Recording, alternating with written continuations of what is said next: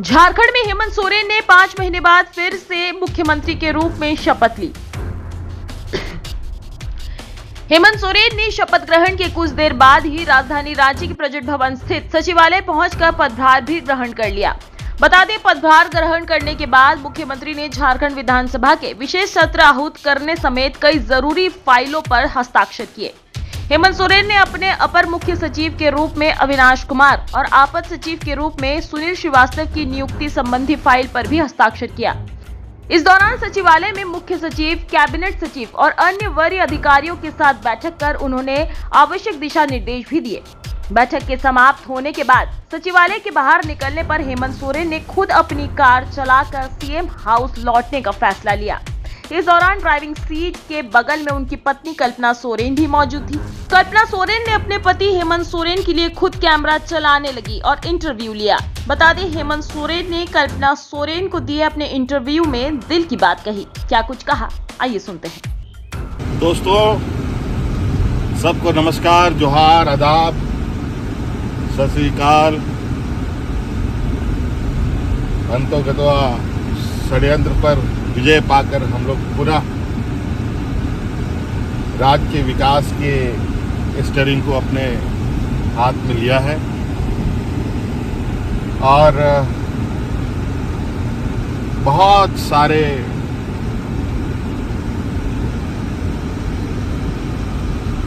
सोच है इस राज्य के प्रति हमारी। यहाँ के आदिवासी, यहाँ के दलित, यहाँ के पिछड़े, यहाँ के अल्पसंख्यक, यहाँ के गरीब, यहाँ के जंगल जमीन। साथियों, झारखंड बहुत ही अपने आप में देश में एक अलग राज्य है। एक ऐसा राज्य जहाँ कहने को तो इस राज्य को लोग सोने की चिड़िया कहते हैं, लेकिन बहुत तकलीफ और दुख के साथ कहना पड़ता है कि आज के दिन में भी इस राज्य के लोग 2 वक्त के अनाज के लिए संघर्ष करते हैं, पलायन करते हैं। ना जाने इतने वर्षों से इस राज्य के प्रति चाहे किसी की भी सरकार रही हो, मेरे अनुभव में बहुत संवेदनशीलताएं जो इस राज्य के प्रति सरकारों की होनी चाहिए थी, वो नहीं रही।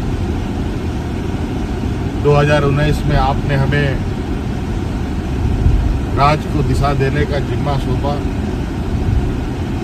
सरकार बनने के बाद कोरोना जैसा महामारी आया, आपने देखा पूरा देश दुनिया लॉकडाउन के चपेट में आ गया।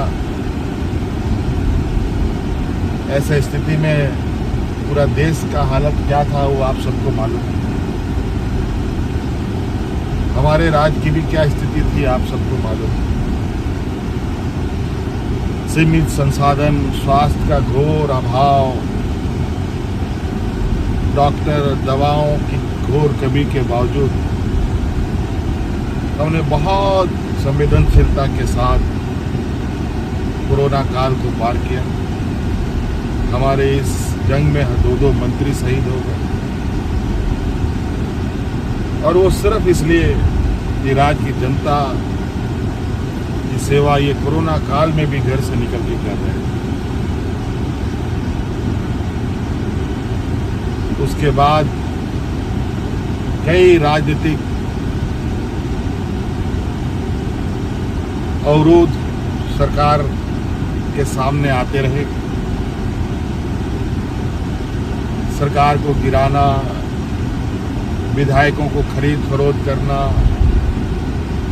झूठे मुकदमे में फंसाना, एक अजीब सी राजनीति वर्तमान समय में स्थापित हुई पड़ी। इसका शिकार मैं भी हुआ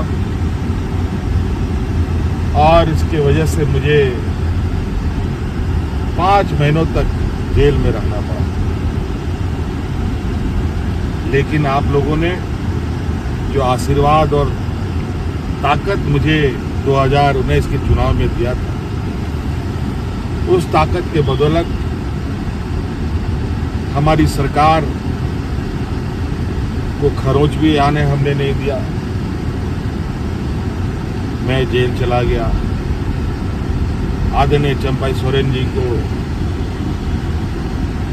हमने अपनी जगह सौंप कर मैं कोटवार जेल में चला गया और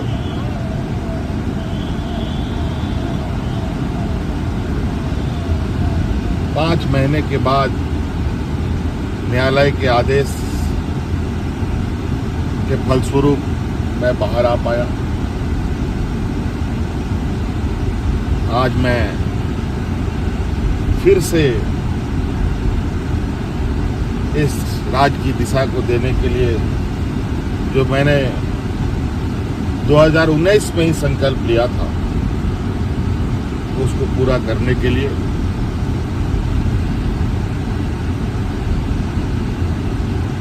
आपके सामने आया। साथियों,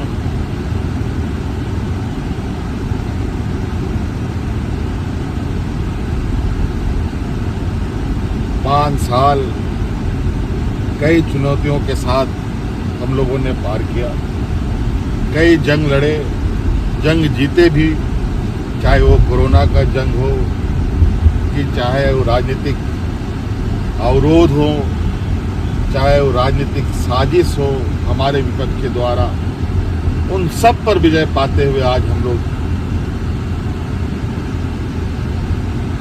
आपके इस लोकप्रिय सरकार को आपके दरवाजे तक पहुंचाने के लिए संकल्पित रहे हैं। बहुत सारी चुनौती इस राज्य में है, बहुत सारी विषयों पर काम करने की आवश्यकता है, चाहे वो किसानों के लिए हो, ग्रामीण क्षेत्रों के लिए हो, हमारे आने वाले नौनिहालों के स्कूलों के विषय की बात हो, चाहे हमारे पढ़े लिखे नौजवानों को रोजगार को लेकर बात हो, चाहे राज्य में स्वास्थ्य व्यवस्था को लेकर, चाहे वो राज्य में आधारभूत संरचनाओं को, सभी क्षेत्रों में काम करने की आवश्यकता है। आप देख रहे हैं वर्तमान केंद्र सरकार की नीतियों के वजह से किस तरीके से रोजगार दिन ब दिन घट रहे हैं। छोटे मझोले उद्योग बंद होते जा रहे हैं, बड़े पैमाने पर उद्योग जो छोटे मझोले हैं वो देश छोड़ के बाहर निकल रहे हैं, दूसरे देशों में अपना रोजगार कर रहे हैं और हमारे यहाँ के नौजवान भटकने के लिए तैयार हैं, मजबूर हैं। साथियों, राज्य का सर्वांगीण विकास के लिए बहुत सारे विषयों की आवश्यकता, बहुत सारे विषयों पर काम करना होता है और निश्चित रूप से हमारे इस कार्यकाल में आपको इस बात का जरूर एहसास होगा कि वर्तमान सरकार की सोच और उद्देश्य क्या है और किस रास्ते ये सरकार आगे बढ़ेगी। निश्चित रूप से हमारा वादा झारखंड के मूलवासी आदिवासियों के प्रति है, हमारी प्राथमिकता हमारे मूलवासी आदिवासी, और हम हर हाल में उनके लिए और हर वर्ग के लिए काम अब तेजी से करेंगे और जो आपका अधिकार है,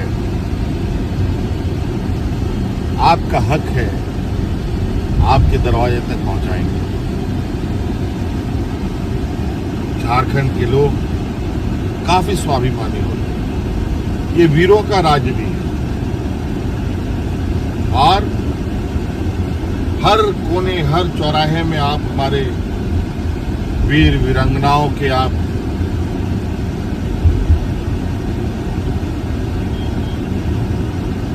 बड़े बड़े आदम कद के मूर्तियां आपको देखने को मिलेगी, जहां हम हर साल हर सुख दुख के विषय में उनके चरणों में जाकर के उनको नमन कर शुरुआत करते हैं।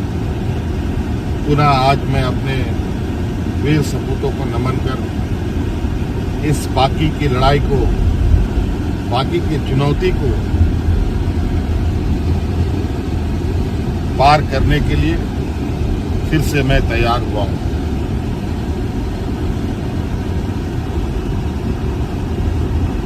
हमें बहुत